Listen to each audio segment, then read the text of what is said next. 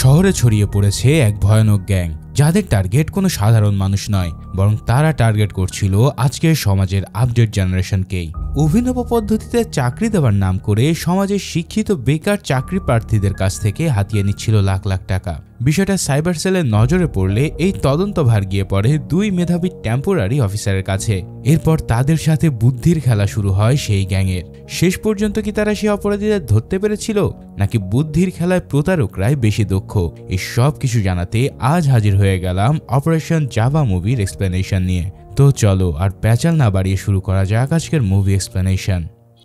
মুভির শুরুতেই দেখা যায় বৃষ্টিস্নাত এক থমথমে রাত। গলির মোড়ের বন্ধ এক চায়ের দোকানে বসে দুজন লোক মেয়েদের কিছু অশ্লীল ছবি আদান প্রদান করার কথা বলছিল। ঠিক তখনই হঠাৎ তাদের কাছে অপারেশন জাভা লিখে সেভ করা একটা নাম্বার থেকে গ্রুপ কল আসে। এই কলটা পেয়ে দুজনেই ছাতা নিয়ে কোনো একটা সিক্রেট অপারেশনে বেরিয়ে পড়ে। সিন শিফট হয় পরের দিন সকালে। রামনাথ ও জানকী নামের এক দম্পতি সকাল থেকেই কেরালার সাইবার সেল অফিসের ব্রাঞ্চে বসে অপেক্ষা করছিল।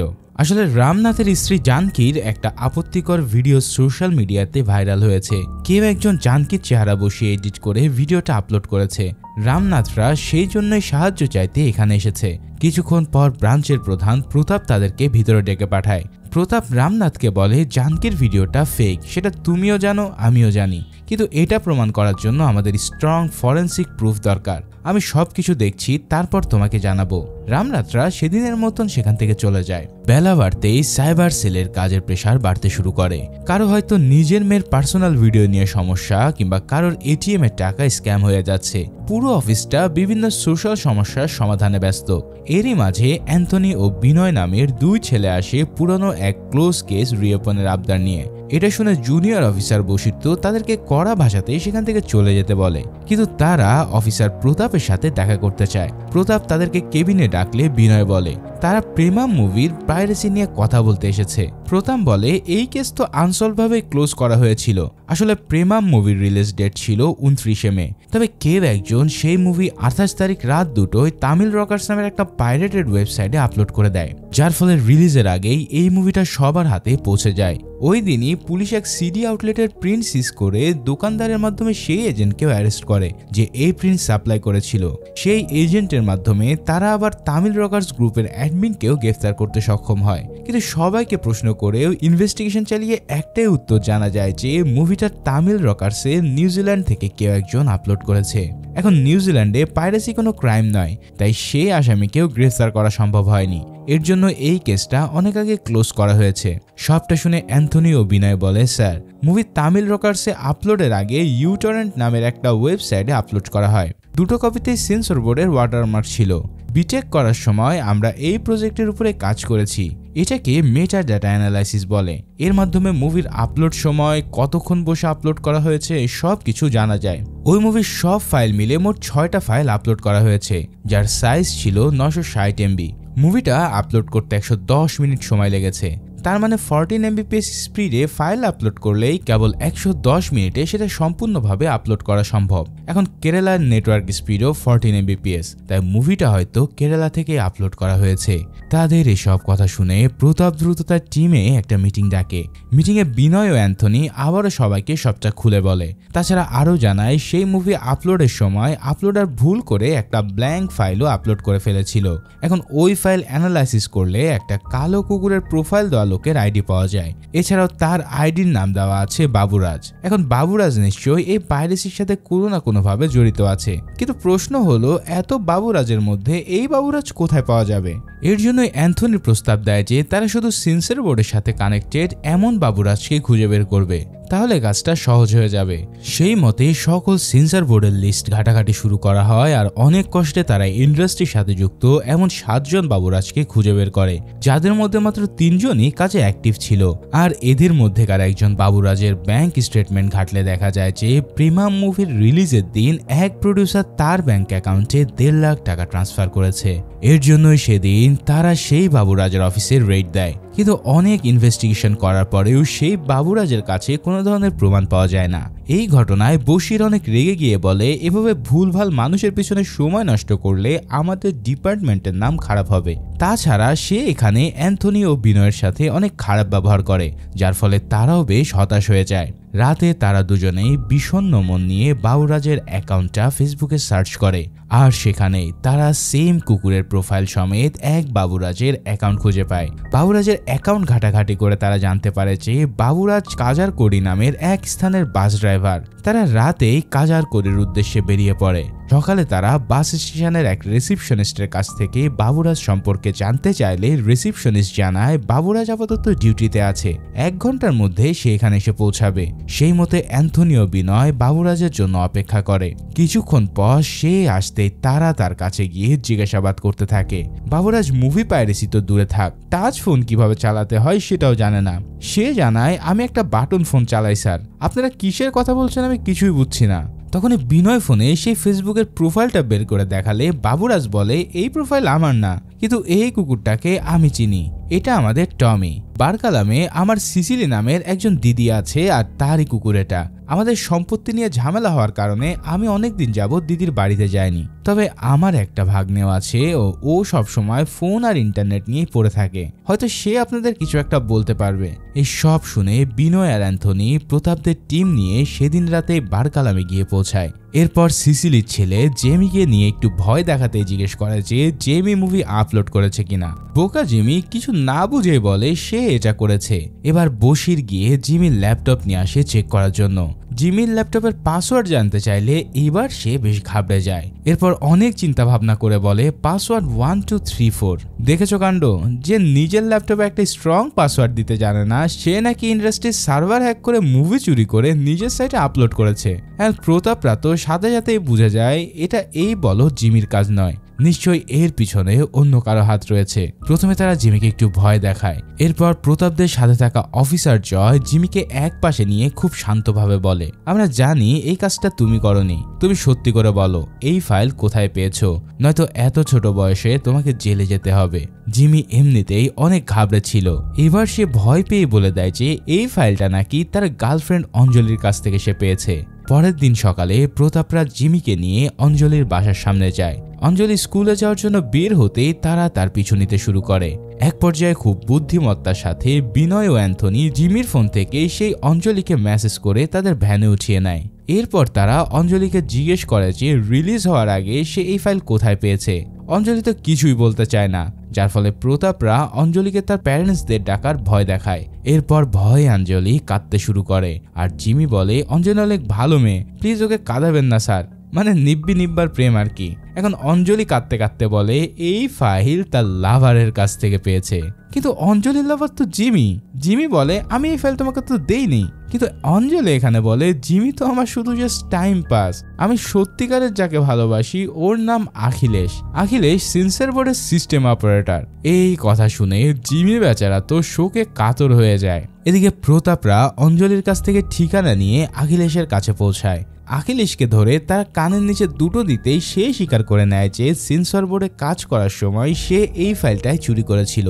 এভাবে বিনয় ও অ্যান্থনি একটা আনসলভ মুভি পাইরেসির কেস সলভ করে সবার কাছে প্রশংসনীয় হয়ে ওঠে। কিন্তু বশিরের ব্যবহার আগের মতোই ছিল, সে এখনো বিনয় অ্যান্থনির সাথেই খারাপ ব্যবহার করে।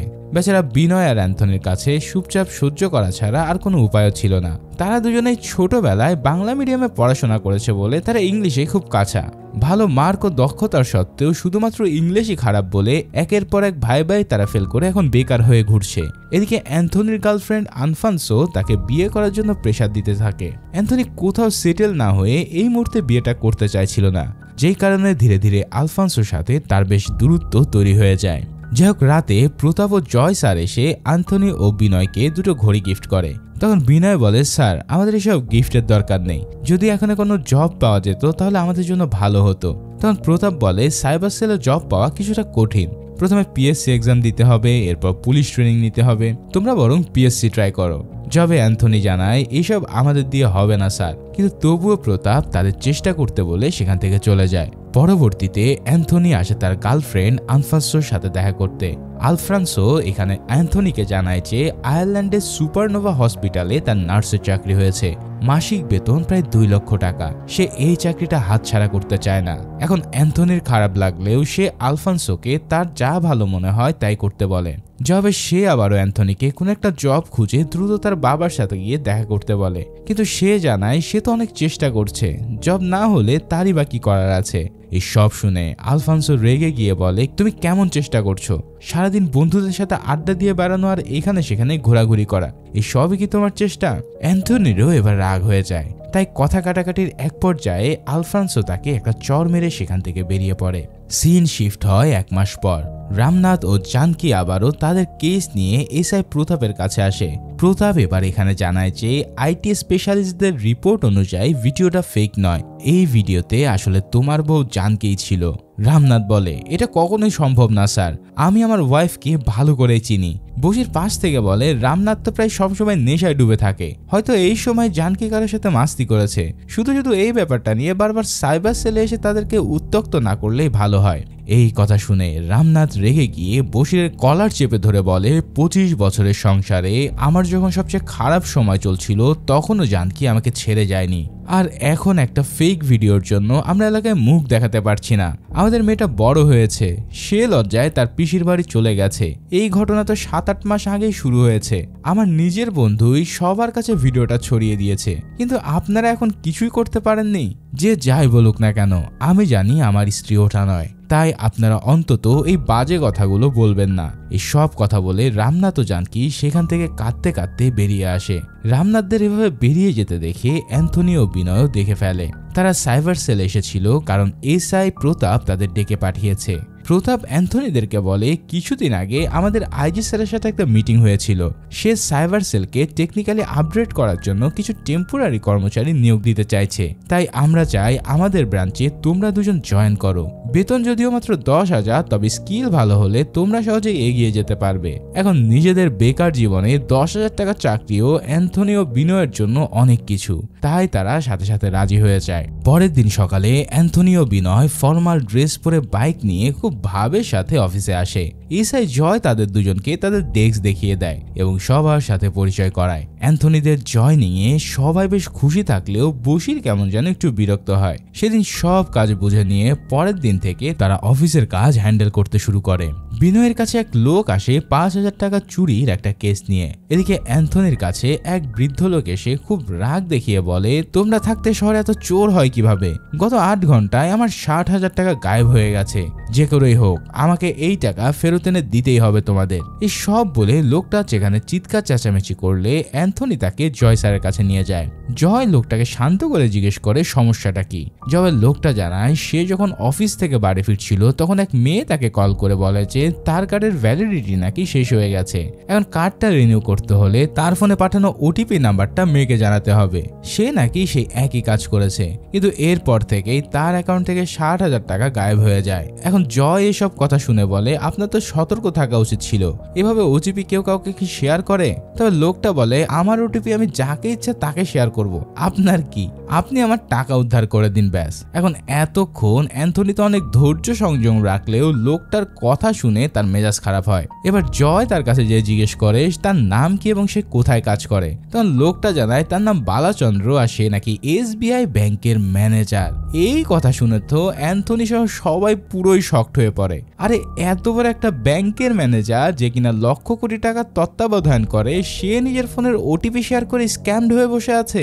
মানে এরকম পাগল ছাগলের কেস অ্যান্থনি ও বিনয় রোজ দিন হ্যান্ডেল করতে শুরু করে। কখনো নিজের পার্সোনাল ছবি শেয়ার করে গার্লফ্রেন্ডের কাছে স্ক্যাম হওয়া লোক, আবার কখনো নিজেদের অবস্থান সোশ্যাল মিডিয়ায় শেয়ার করার কারণে চুরির শিকার হওয়া লোক। এভাবেই তাদের সাইবার সেলে 1 মাস কেটে যায়। অ্যান্থনি ও বিনয় নিজেদের প্রথম মাসের স্যালারির টাকা দিয়ে নিজেদের ধার দেনা শোধ করে।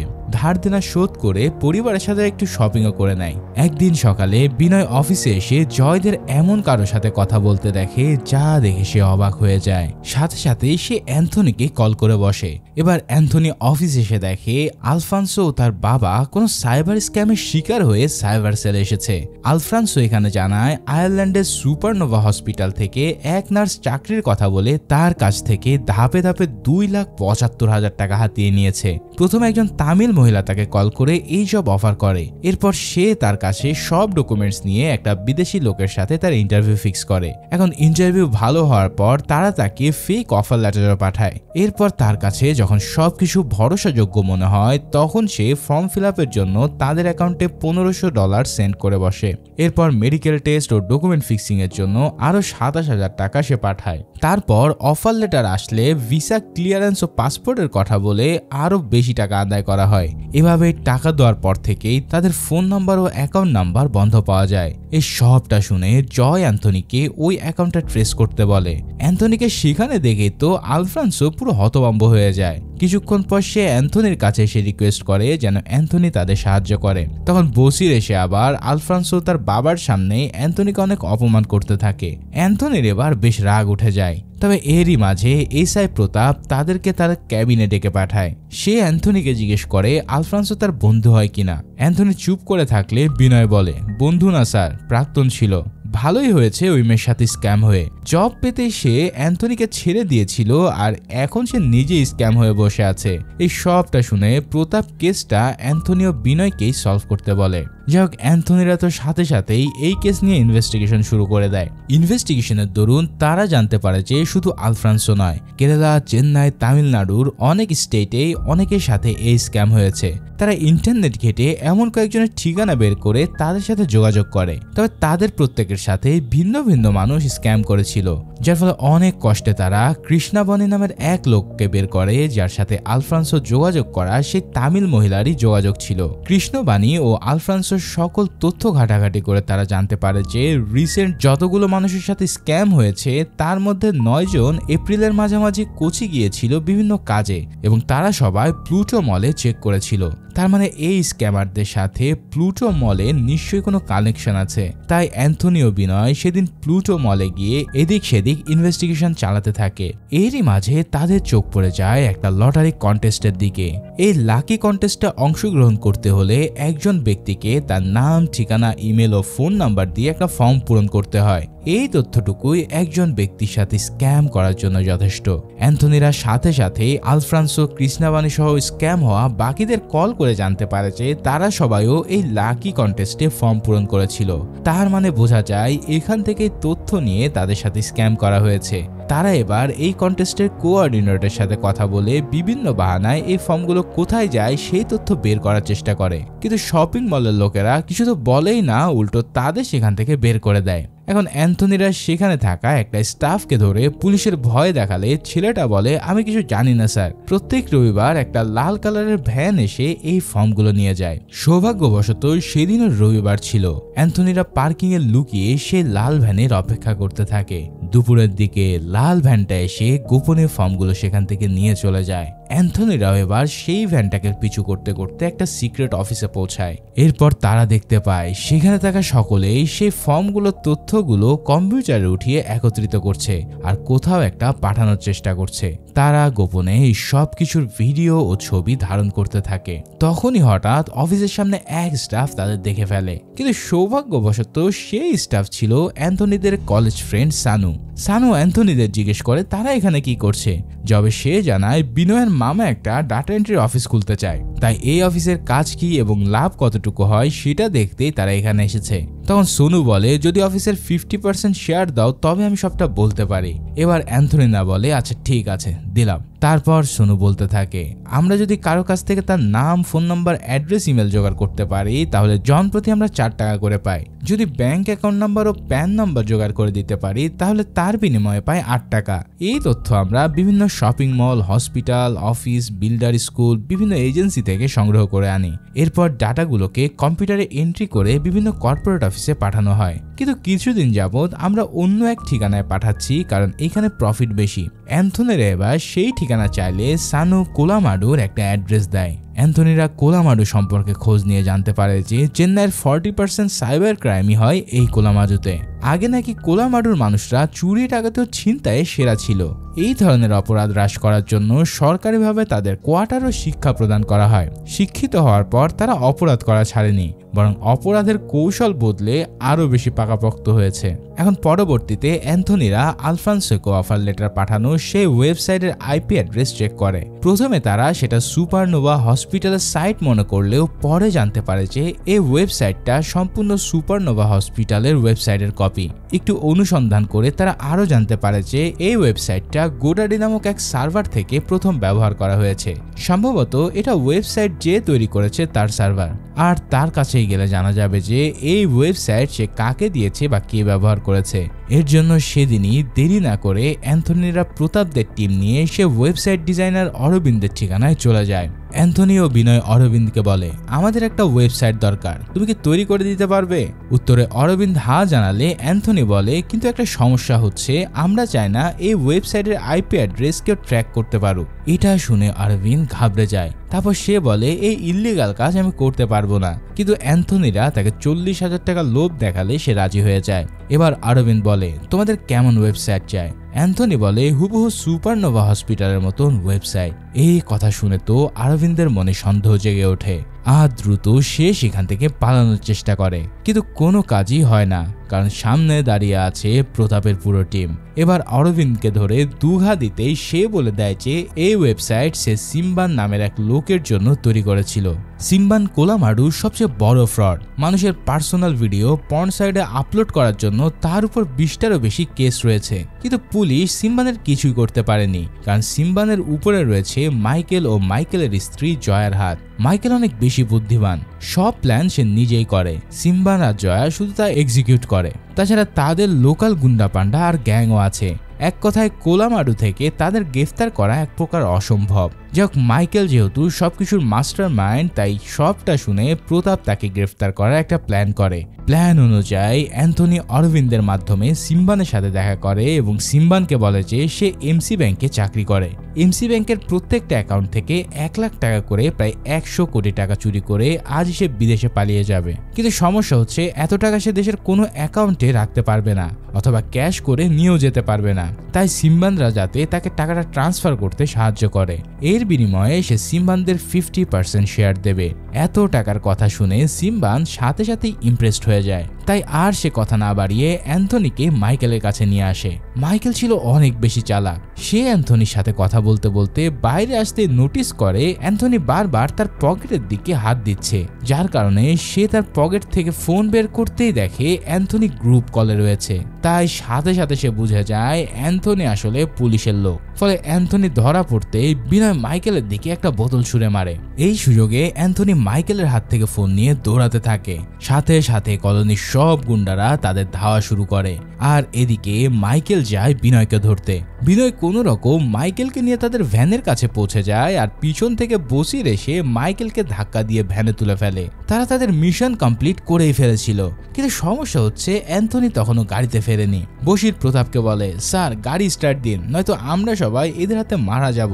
কিন্তু বিনয় কিছুতেই অ্যান্থনিকে ছাড়া যেতে চাইছিল না। সে বারবার গাড়ি থামাতে বলে। প্রতাপ কি করবে তখন বুঝে উঠতে পারে না। তখনই অ্যান্থনি কোনো রকম একটুর জন্য প্রাণ বেঁচিয়ে দ্রুত গাড়িতে উঠে বসে। এবারের মতন তো তাদের মিশন সাকসেসফুল হয়ে যায়। এরপর খবরের কাগজে প্রতাপ ও তার টিমের ছবিও ছাপানো হয় এই সাহসী কাজের জন্য।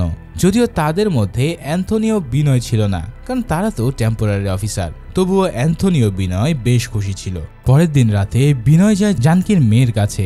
জানকী হচ্ছে মুভির শুরুতে দেখানো সেই ভিকটিম, যার জন্য সাইবার সেলের অফিসাররা কিছুই করতে পারেনি। তবে বিনয় জানকীর জন্য কিছু একটা করতে চাইছিল। তাই সে জানকীর মেয়েকে গিয়ে বলে, তোমার মায়ের ভিডিওটা সম্পূর্ণ ফেক, কিছুদিন পরেই আমরা রিপোর্ট বের করে দেব, কিন্তু তুমি তোমার মায়ের কাছ থেকে দূরে থেকো না, সে তোমাকে অনেক ভালোবাসে। কিন্তু জানকীর মেয়ে কিছুতেই রাজি হচ্ছিল না। সে তার মায়ের চেহারাও আর কখনো দেখতে চায় না। তখন বিনয় বলে, আমার একটা বড় বোন ছিল।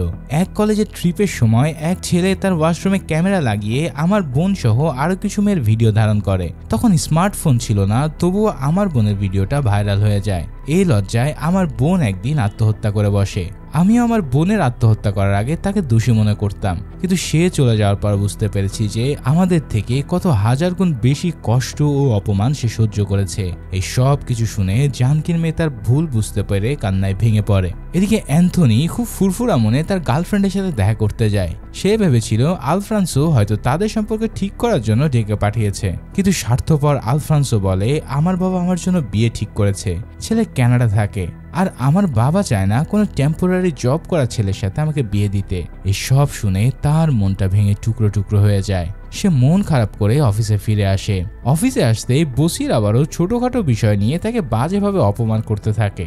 এই অবস্থায় অ্যান্থনি আর তার রাগ কন্ট্রোল করতে না পেরে তার সাথে ঝগড়া শুরু করে। তখনই জয় এসে বসিরকে থামিয়ে দিয়ে অ্যান্থনিকে বাইরে নিয়ে যায়। জয় তাকে জিজ্ঞেস করে তার কি হয়েছে। জবাবে অ্যান্থনি তাকে সব কথা খুলে বলে। তখন অফিসার জানায় এগুলো ভালোবাসা নয় অ্যান্থনি, আমি যখন পিএসসি দিতে যাই তখন আমি প্রথম দেখায় একটা মেয়েকে ভালোবেসে ফেলেছিলাম, কিন্তু এক্সাম দিয়ে বের হতে দেখি মেয়েটাকে তার বাবা কোলে করে নিয়ে যাচ্ছে, অর্থাৎ সে পঙ্গু। তার এই ত্রুটির জন্য আমার ভালোবাসা কিন্তু কমে যায়নি, বরং সম্মান আর ভালোবাসা দুটোই বেড়ে গিয়েছিল। আলফ্রান্সো তোমাকে সত্যিকারের ভালোবাসলে তুমি টেম্পোরারি জব করো নাকি পার্মানেন্ট, তাতে তার কোনো মাথা ব্যথা থাকতো না। এই সব কথাবার্তা শুনে অ্যান্থনির মনে জয়ের জন্য একটা রেসপেক্ট তৈরি হয়। পরের দৃশ্যে আমরা একটা মেয়েকে দেখি। মেয়েটা তার মায়ের সাথে ফোনে কথা বলতে বলতে অনলাইনে অর্ডারকৃত খাবারের জন্য অপেক্ষা করছিল। ঠিক তখনই হঠাৎ তার বাসার বিদ্যুৎ চলে যায়। মেয়েটা মোমবাতি জ্বালাতে তাদের দরজায় কেউ টোকা দেয়। মেয়েটা ভাবে হয়তো ফুড ডেলিভারি বয় এসেছে, তাই সে ধীরে ধীরে দরজা খোলে, কিন্তু দরজা খুলে হেলমেট পরা ডেলিভারি বয়কে দেখে সে অনেক ঘাবড়ে যায়। মেয়েটা কোনো রকম খাবারটা নিয়ে তার রুমে ফিরে আসে, কিন্তু পরক্ষণেই সে দেখতে পায় হেলমেট পরা সেই লোকটা তার পিছে দাঁড়িয়ে, এবং কিছু বুঝে ওঠার আগে লোকটা তার মাথায় আঘাত করে। কিছুক্ষণ পর মেয়েটার হাজবেন্ড অফিস থেকে ফিরে এসে সব কিছু দেখে দ্রুত হসপিটালে ভর্তি করে এবং পুলিশকে খবর দেয়। এবার এই কেসের তদন্ত ভার পড়ে পুলিশ অফিসার জনের উপরে। জন স্বভাবে বেশ বদমেজাজি ও কাঠখোট্টা টাইপের। সে মেয়েটির বিল্ডিং এ এসে তার কেয়ারটেকার, সিকিউরিটি গার্ড ও তার প্রতিবেশী সবাইকে জিজ্ঞাসাবাদ করে, কিন্তু সেখান থেকে তেমন কোনো তথ্য পাওয়া যায় না। বিল্ডিং এর বৈদ্যুতিক সমস্যা, সিসিটিভি ক্যামেরা নষ্ট, এমনকি রেজিস্ট্রি বুকে সিকিউরিটি গার্ড কিছুদিন যাবত কারোর নামই লেখেনি, কেননা এই বিল্ডিং এ নাকি বাইরে থেকে কেউ খুব একটা আসতো না। জন তো সব খেয়ালিপনা দেখে সেখানে থাকা সবার উপরেই রেগে যায়। এরপর সে মেয়েটার রুম চেক করতে যায়। চোর টাকা পয়সা, সোনা গয়না সহ অনেক কিছু চুরি করে নিয়ে গেছে। তাই জন আশপাশটা চেক করতেই সেখানে মেয়েটার ফোন খুঁজে পায়। জন এবার ফোনের যাবতীয় তথ্য বের করার জন্য সাইবার সেল থেকে একজন লোক পাঠাতে বলে। সাইবার সেল থেকে অ্যান্থনি ও বিনয় এসে জনকে সাহায্য করার জন্য। তবে জন অবশ্য টেম্পোরারি অফিসার দেখে খুব একটা খুশি হয় না। অ্যান্থনিরা ভিকটিমের ফোন আনলক করে জানতে পারে যে মেয়েটা 10:30টার দিকে অনলাইনে খাবার অর্ডার দিয়েছে। এছাড়া ফুড ডেলিভারির সাথেও তার কথা হয়, আর এই আক্রমণটাও ঠিক 10টার পরে হয়েছে, কেননা মেয়েটা 10:30টার পরেও তার মা হাজব্যান্ডের সাথে কথা বলেছে। ব্যাপারটা জনকে জানালে জন ফুড ডেলিভারি বয়কেই সাসপেক্ট হিসেবে সন্দেহ করে। সে দ্রুত অ্যান্থনিদের ওই ডেলিভারি বয় ডিটেলস বের করে তার নাম্বার ট্রেস করতে বলে। অ্যান্থনিরা ডিটেলস চেক করে জানতে পারে যে ছেলেটার নাম ডেনি, কিন্তু তার ফোন ট্রেস করা যায় না, কেননা 2 ঘন্টা আগে ডেনি তার ফোন বন্ধ করে দিয়েছিল। ফোন বন্ধ করার আগে সে এক মহিলাকে বেশ কয়েকবার কলও করে। জনরা এবার সেই মহিলার লোকেশন বের করে মহিলাটার কাছে পৌঁছায়। তখন জন জিজ্ঞেস করে ডেনি তার কি হয়। উত্তরে মহিলাটা জানায় ডেনি তার কলেজ ফ্রেন্ড কবিতার ছোট ভাই, একই শহরে থাকার কারণে ডেনির সাথে তার ভালো বন্ধুত্ব। জন আবারও জিজ্ঞেস করে ডেনি আজ তার সাথে কি বলেছে। মহিলাটা প্রথমে কিছুটা ঘাবড়ে গেলেও পরবর্তীতে জানায় ডেনি 2 ঘন্টা আগে কল করে তাকে ব্যাঙ্গালোরের ফ্লাইট টিকিট বুক করতে বলে। এর কিছুক্ষণ পর আবার কল করে বলে যে টিকিট বুক করতে হবে না, সে বাসায় চলে যাবে। এরপর তার সাথে আর তার কথা হয়নি। এই কথা শুনে বিনয় বলে স্যার, আজ এখন থেকে রাত 1:30টায় বেঙ্গালোরের একটা বাস আছে, হয়তো সেখানে গেলে আমরা জনিকে দেখতে পাবো। জনরা সাথে সাথে কেআরটিসি বাস স্ট্যান্ডের উদ্দেশ্যে বেরিয়ে পড়ে। সেখানে গিয়ে এদিক সেদিক চেক করেও তারা কিছুই পায় না। তখনই জন বাস স্ট্যান্ডের পাশে একটা টং দোকানে তাকে চা খেতে দেখে। ডেনি খুব ভয়ে ছিল আর বারবার এদিক সেদিক তাকাচ্ছিল। জনরা বুদ্ধি করে চারিদিক থেকে ঘিরে ধরতেই ডেনি কাঁদতে কাঁদতে বলে সে কিছুই করেনি। তবে জন তাকে দুঘা দিয়ে সবটা খুলে বলতে বলে। এবার ডেনি জানায় আমি অ্যালাস ল্যান্ডে ওই মেয়েটিকে খাবার ডেলিভারি করে তার একটু সামনের এলাকায় আরেকটা খাবার ডেলিভারি দিতে গিয়েছিলাম। সেখান থেকে ফেরার সময় ওই বিল্ডিং থেকে অ্যাম্বুলেন্স বের হতে দেখি। এছাড়াও সেখানে থাকা লোকজনের মাধ্যমে জানতে পারি যে আমি যখন ফ্ল্যাটে খাবার ডেলিভারি দিয়েছি সেই ফ্ল্যাটে একটা মেয়েকে হত্যা করা হয়েছে। আমি বুঝতে পারছিলাম আমি বেশ ঝামেলায় পড়তে যাচ্ছি। তখনই আমার কাছে ভেন্নাকালাই থেকে একটা অর্ডার আসে।